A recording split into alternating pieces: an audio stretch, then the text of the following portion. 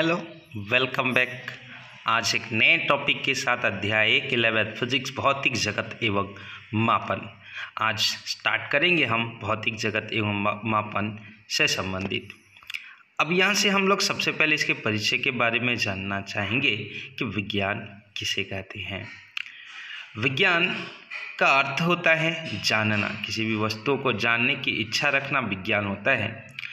तो प्रकृति और प्राकृतिक घटनाओं के क्रमबद्ध परीक्षणों, सुसंगत तर्कों एवं प्रयोगों से प्राप्त सुव्यवस्थित ज्ञान को विज्ञान कहते हैं। जो सुव्यवस्थित ज्ञान होता है क्रमबद्ध, उसे हम जनरली क्या कहते हैं, विज्ञान। कोई भी रिसर्च करते हैं तो एक क्रमबद्ध तरीके से हम वहाँ करते हैं।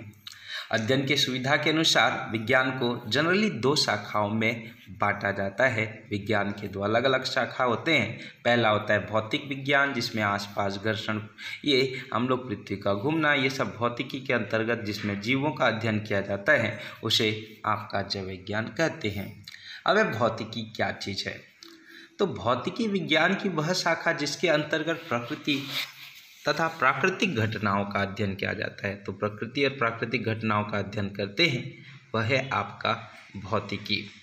दूसरा परिभाषा ले तो यहाँ पे आपको मिलेगा, भौतिकी विज्ञान की वह शाखा है जिसके अंतर्गत द्रव्य, ऊर्जा एवं अंतरक्रियाओं का अध्ययन किया जाता है। तो हम जानना प्रयास करेंगे कि द्रव्य क्या है। द्रव्य जनरली आप लोग जानते हैं कि जिसमें द्रव्यमान होता है, जो स्थान गिरता है, जिसका अनुभव ज्ञानेंद्रियों से करते हैं, जैसे आपका ज्ञानेंद्रियों से कर सकते हैं, उसे हम द्रव्य कहते हैं।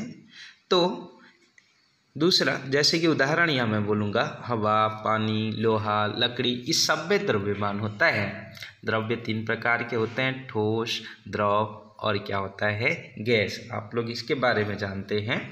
अब थोड़ा आगे बढ़ते हैं, ऊर्जा किसे कहते हैं। जनरली कार्य करने की क्षमता को ऊर्जा कहते हैं। यांत्रिक ऊर्जा, ऊष्मा ऊर्जा, प्रकाश ऊर्जा, ये ऊर्जाओं के क्या होते हैं, विभिन्न रूप होते हैं। आइंस्टाइन का द्रव्यमान ऊर्जा तुल्यता समीकरण क्या है? अब आइंस्टाइन के अनुसार देखते हैं कि अल्बर्ट आइंस्टाइन के अनुसार द्रव्यमान को ऊर्जा में तथा ऊर्जा को द्रव्यमान में निम्न समीकरण द्वारा प्रदर्शित किया जाता है। दोनों में संबंध E=mc²। यहाँ पे ऊर्जा जो होता है, जहाँ E ऊर्जा, m द्रव्यमान तथा c जो होता है प्रकाश का वेग, इन दोनों में ऊर्जा का एक संबंध स्थापित किया जाता है। भौतिकी को 2 भागों में विभाजित किया जाता है, एक चिरसम्मत और एक आधुनिक भौतिकी। चिरसम्मत 19वीं ईस्वी के पूर्व क्रमबद्ध एवं सुव्यवस्थित ज्ञान से युक्त भौतिकी को चिरसम्मत, इसके अंतर्गत आपका यांत्रिकी, उष्मागतिकी, प्रकाशिकी एवं विद्युत चुंबक इस चिरसम्मत में आपके आते हैं। अब पहला, यांत्रिकी भौतिकी की सबसे पुरानी शाखा। इसके अंतर्गत धीमी चाल से गतिमान वस्तुओं का अध्ययन किया जाता है, जैसे जड़त्वाघूर्ण, घर्षण इत्यादि। इन चीज़ों को आपका क्या कहा जाता है, यांत्रिक भौतिकी के अंतर्गत रखते हैं। दूसरा, उष्मागतिकी भौतिकी की वह शाखा जिसके अंतर्गत उष्मा और ताप से अवधारणा संबंधित होता है, उष्मा इंजन, प्रशीतक जो रेफ्रिजरेटर इत्यादि।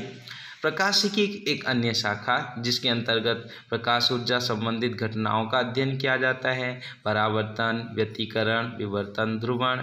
लास्ट, विद्युत चुंबक, इससे अंतर्गत विद्युत चुंबक एवं चुंबकीय विकिरण का अध्ययन किया जाता है।